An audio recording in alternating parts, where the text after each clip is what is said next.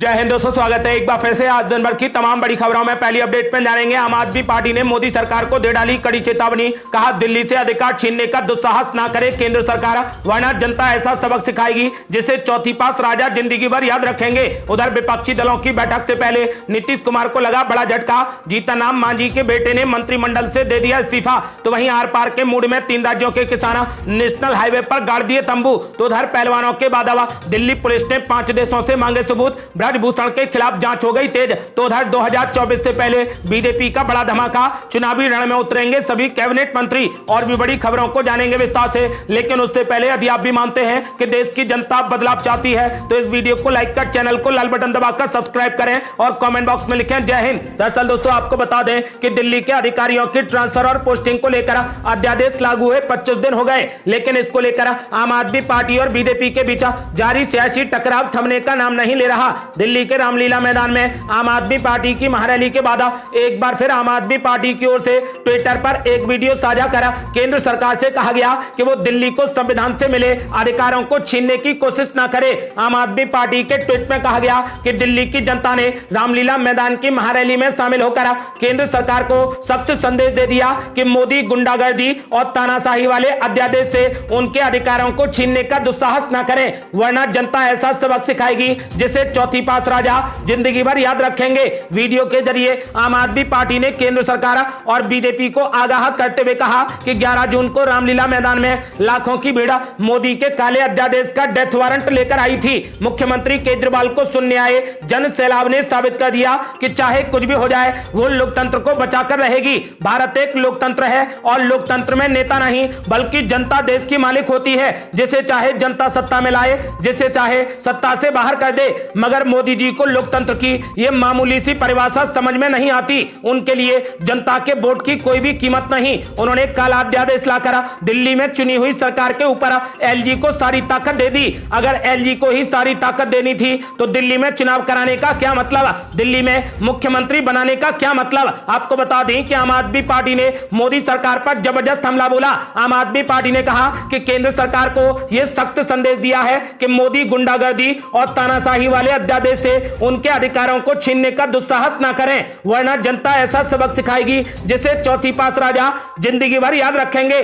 अगली बड़ी खबर, विपक्षी दलों की बैठक से पहले महागठबंधन को लगा जोरदार झटका। जीतन राम मांझी के बेटे ने मंत्रिमंडल से दे दिया इस्तीफा। दरअसल दोस्तों, आपको बता दें कि 23 जून को विपक्षी दलों की एकता बैठक से पहले नीतीश कुमार को बिहार में तगड़ा झटका लगा।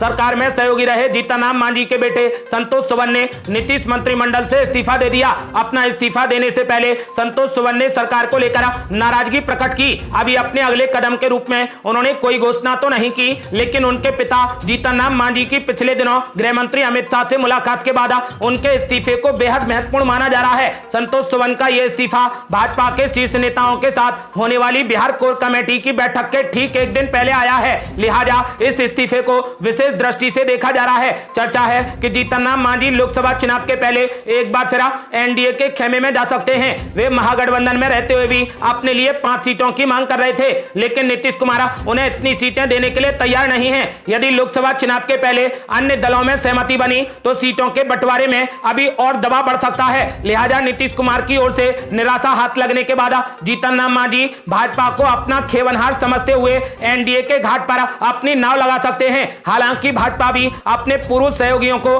बिहार में साथ लाने की रणनीति पर काम कर रही है। जीतन राम मांझी के अलावा वो चिराग पासवान, उपेंद्र कुशवाहा और मुकेश सहनी को भी साधने की कोशिश कर रही है। ऐसे में एनडीए खेमे में भी जीतन राम मांझी को उतनी सीटें मिलने की संभावना नहीं है, लेकिन केंद्र से लेकर बिहार तक की राजनीति की बेहतर संभावनाओं को देखते हुए अनुमान लगाया जा रहा है कि वे एक बार फिर एनडीए के साथ जा सकते हैं। अगली बड़ी खबर, आर पार के मोड़ में 3 राज्यों के किसान नेशनल हाईवे 44 पर गाड़ दिए तंबू। दरअसल दोस्तों, आपको बता दें कि हरियाणा, पंजाब और उत्तर प्रदेश के प्रदर्शनकारी किसान पिछले 20 घंटों से ज्यादा समय से नेशनल हाईवे 44 को जाम किए हुए हैं। किसानों ने एनएच यानी नेशनल हाईवे पर ही तंबू गाड़ दिए हैं। तपती दोपहरी और प्रचंड गर्मी में हजारों किसान वहां पर डटे हुए हैं। ये किसान न्यूनतम समर्थन मूल्य पर सूरजमुखी के बीज की खरीदारी और गिरफ्तार किसान नेताओं को रिहा करने समेत अन्य मांगे कर रहे हैं। किसानों के आंदोलन से देश की जीवन रेखा चंडीगढ़ दिल्ली हाईवे पर वाहनों का आना जाना बाधित हो गया है। 3 राज्यों के प्रदर्शनकारी किसान सोमवार दोपहर 2 बजे से ही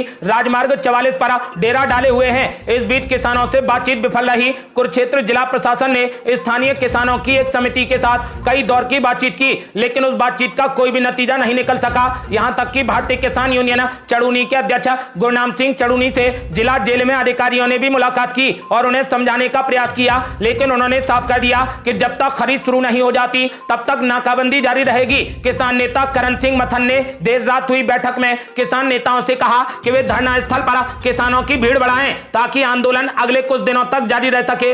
ऐसी भी खबरें हैं कि संयुक्त किसान मोर्चा स्थानीय समिति से इस विरोध प्रदर्शन को अपने हाथ में लेकर उसे नई ताकत दे सकता है, क्योंकि राकेश टिकैत, सुरेश कोट, अभिमन्यु कोहरा और रवि आजाद सहित कई संयुक्त किसान मोर्चा के नेता भी पीपली में सोमवार से ही डेरा डाले हुए हैं।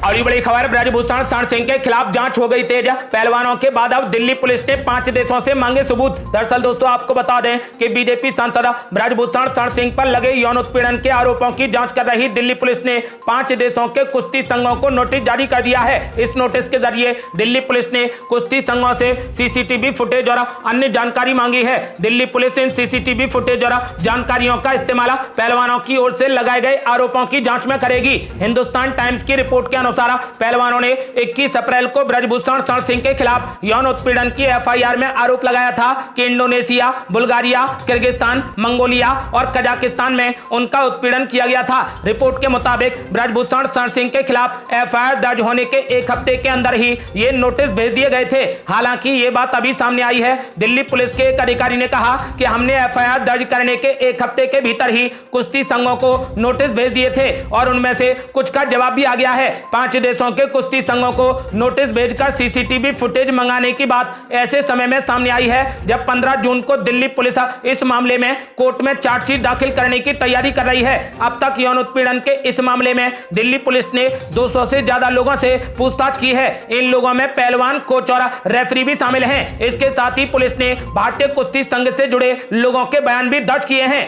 अगली बड़ी खबर, कांग्रेस ने की हरियाणा को जीतने की तैयारी। दीपेंद्र हुड्डा के गढ़ में सुरजेवाला करेंगे शक्ति प्रदर्शन। दरअसल दोस्तों आपको बता दें कि हरियाणा में अगले साल लोकसभा चुनाव के बाद विधानसभा चुनाव भी होने हैं। ऐसे में प्रदेश में लगातार चुनावी सरगर्मियां बढ़ती जा रही हैं। प्रदेश कांग्रेस के नेता अलग अलग शक्ति प्रदर्शन कर अपनी ताकत दिखाने में जुटे हैं। हाथ से हाथ जोड़ो अभियान के तहत जहां पूर्व मुख्यमंत्री भूपेंद्र सिंह हुड्डा और उनके बेटे दीपेंद्र हुड्डा अपनी ताकत दिखा रहे हैं, तो वहीं छत्तीसगढ़ में कुमारी शैलजा लगातार कार्यकर्ताओं की बैठक ले रही हैं। शक्ति प्रदर्शन की इस कड़ी में अब कांग्रेस महासचिव रणदीप सिंह सुरजेवाला का नाम भी जुड़ने वाला है। कांग्रेस के दिग्गज नेता माने जाने वाले रणदीप सिंह सुरजेवाला 14 जून को हरियाणा के टीकरी बॉर्डर से कैथल शहर तक रोड शो निकालेंगे। कर्नाटक में शानदार जीत के बाद रणदीप सिंह सुरजेवाला पहली बार हरियाणा आ रहे हैं। कर्नाटक में सुरजेवाला की देखरेख में ही चुनाव लड़े गए थे। ऐसे में उनके समर्थकों के हौसले बुलंद हैं। ऐसे में रणदीप सिंह सुरजेवाला भी अपनी ही पार्टी में विरोधियों को शक्ति प्रदर्शन के बहाने चुनौती देने की तैयारी में है।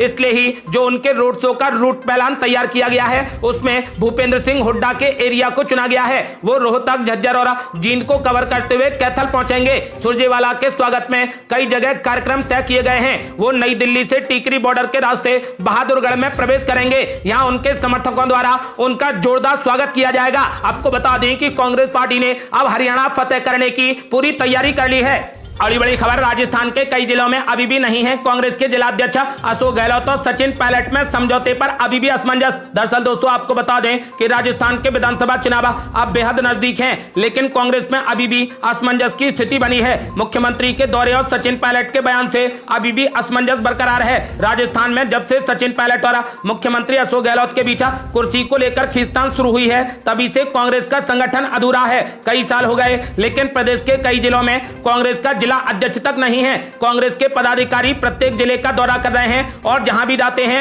वहां पर यही आवाज आती है कि जिलाध्यक्ष की नियुक्ति कब होगी। कांग्रेस आलाकमान द्वारा सचिन पायलट और अशोक गहलोत के बीच में किस बात पर सहमति हुई है, इस पर सभी कार्यकर्ता और आम लोगों में यही चर्चा है कि आखिर किस बात पर दोनों नेता एक हुए हैं। ये असमंजस बना हुआ है। आपको बता दें कि फिलहाल कई जिलों में अभी भी कांग्रेस के जिलाध्यक्ष नियुक्त नहीं किए गए हैं। विधानसभा चुनाव नजदीक आता जा रहा है, लेकिन कांग्रेस कार्यकर्ता और नेताओं में अभी भी असमंजस की स्थिति बनी है कि अशोक गहलोत और सचिन पायलट के हालिया बयानों से वे असमंजस में हैं। कृपया हाईकमान स्पष्ट संदेश दे। अगली बड़ी खबर, मौलाना तौकीर रजा ने कर दिया बड़ा ऐलान, बोले हम गैर मुस्लिम को मुसलमान नहीं बनाएंगे। दरअसल दोस्तों आपको बता दें कि देश में धर्मांतरण के मामलों के बीच इत्तेहाद मिल्लत काउंसिल के अध्यक्ष मौलाना तौकीर रजा ने बड़ा बयान दिया है। उन्होंने एबीपी न्यूज से कहा कि हमारे उलेमाओं ने यह फैसला किया है कि किसी गैर मुस्लिम को मुसलमान नहीं बनाया जाएगा। मदरसों से लेकर दारुल इफ्तार तक जहां से फतवे जारी होते हैं उन सबको ये बात बता दी गई है। प्रेम प्रसंग के मामलों में या दूसरे मामलों में अगर कोई मुसलमान होता है, लड़की या लड़का, तो उसे भी इस्लाम में दाखिल करने की इजाजत नहीं होगी। उन्होंने कहा कि इस पर हमारे यहाँ पर पाबंदी लगा दी गई है। जब तक मुसलमानों को सच्चा मुसलमान ना बना लें, हम किसी गैर मुस्लिम को मुसलमान नहीं बनाएंगे। मैं मुसलमानों के खिलाफ नफरत के लिए आरएसएस या भारतीय जनता पार्टी को दोषी नहीं मानता, मैं अपने करतूत और तौर तरीकों को दोषी मानता हूं। आपको बता दें कि फिलहाल मौलाना तौकीर रजा ने बड़ा ऐलान कर दिया है कि प्रेम प्रसंग से जुड़े मामलों में भी किसी गैर मुस्लिम शख्स को मुसलमान नहीं बनाया जाएगा। और ये बड़ी खबर, ट्विटर को लेकर डोरसी के आरोपों पर कांग्रेस पार्टी ने मोदी सरकार पर बोला जबरदस्त हमला, कहा लोकतंत्र को कमजोर करने की बात हो गई साबित। दरअसल दोस्तों आपको बता दें कि ट्विटर के पूर्व सीईओ जैक डॉर्सी ने भारत सरकार पर कई गंभीर आरोप लगाए हैं। आपको बता दें कि जैक डॉर्सी ने मोदी सरकार को लेकर कई बड़े दावे किए। उन्होंने दावा किया कि किसान आंदोलन के दौरान सरकार की आलोचना करने वालों को सरकार ने ब्लॉक करने का दबाव डाला था। आपको बता दें कि इस पर कांग्रेस पार्टी प्रधानमंत्री मोदी और भाजपा पर हमलावर हो गई है। मंगलवार को कांग्रेस पार्टी ने कहा कि इस लोकतांत्रिक देश में लोकतंत्र की हत्या की जा रही है। ट्विटर को धमकाया जाता था कि अगर किसानों को दिखाओगे तो भारत में बोरिया बिस्तर समेट देंगे। कांग्रेस नेता सुप्रिया श्रीनेत ने एक प्रेस कॉन्फ्रेंस आयोजित की। प्रेस कॉन्फ्रेंस को संबोधित करते हुए उन्होंने कहा कि मदर ऑफ डेमोक्रेसी में मर्डर ऑफ डेमोक्रेसी किया जा रहा है। जब 3 काले कृषि कानून आए थे, जब किसानों का दमन किया जा रहा था, जब किसान 1 साल से अधिक समय तक जाड़ा गर्मी बरसात ओले हर परिस्थितियों में डटे हुए थे, जब किसान काले कानूनों के खिलाफ प्रदर्शन कर रहे थे, तब बजाय समाधान ढूंढने के उन्हें मवाली, खलिस्तानी, पाकिस्तानी और आतंकी तो कहा ही जा रहा था। साथ ही साथ ट्विटर जैसे प्लेटफॉर्म को धमकाया भी जा रहा था। उन्हें कहा जा रहा था कि अगर किसानों को दिखाया तो भारत में आपका बोरिया बिस्तर हम समेट देंगे और आपके खिलाफ छापेमारी की जाएगी। आपको बता दें कि कांग्रेस पार्टी ने मोदी सरकार पर हमला बोलते हुए कहा कि अब लोकतंत्र को कमजोर करने की बात साबित हो गई है। अगली बड़ी खबर, 2024 से पहले बीजेपी का बड़ा धमाका, चुनावी रण में उतरेंगे सभी कैबिनेट मंत्री। दरअसल दोस्तों आपको बता दें कि लोकसभा चुनाव 2024 को लेकर बीजेपी ने अभी से तैयारियां शुरू कर दी। आरएसएस की ओर से मिली सलाह के बाद सियासी समीकरणों के साथ ही जातिगत समीकरणों को साधने और सुधारने की कोशिश तेज कर दी गई है। इस बीच खबर है कि पार्टी नेतृत्व ने एक बड़ा फैसला लेते हुए राज्यसभा के सभी बीजेपी सांसदों को लोकसभा चुनाव 2024 लड़ने के लिए तैयार रहने को कहा है। जानकारी के मुताबिक बीजेपी के शीर्ष नेतृत्व ने पार्टी के राज्यसभा सांसदों जो कैबिनेट मंत्री भी हैं उनको कहा कि वे आम चुनाव 2024 के लिए लोकसभा सीटों की तलाश करें जहां से वे चुनाव लड़ सकें। सूत्रों के हवाले से मिली जानकारी के मुताबिक वित्त मंत्री निर्मला सीतारमण और विदेश मंत्री एस जयशंकर समेत सभी केंद्रीय मंत्रियों को इस बात के संकेत दे दिए गए हैं। ये थी अब तक की बेहद बड़ी खबरें। रोजाना की ताजा खबरों को जानने के लिए और हमसे जुड़ने के लिए चैनल को लाल बटन दबाकर सब्सक्राइब करें और घंटी बटन भी दबा दें। जल्दी मिलते हैं बड़ी अपडेट के साथ, तब तक के लिए जय हिंद, जय भारत।